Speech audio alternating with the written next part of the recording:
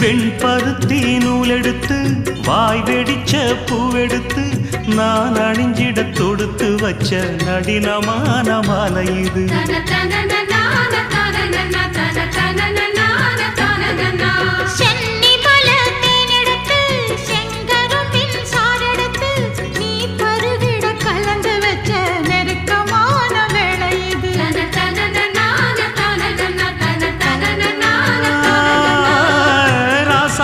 உடம்பிருக்கும் ரவிக்க துணி நானாக அன்னாடம் சூடி கொள்ள ஆசை வச்சாகாதா.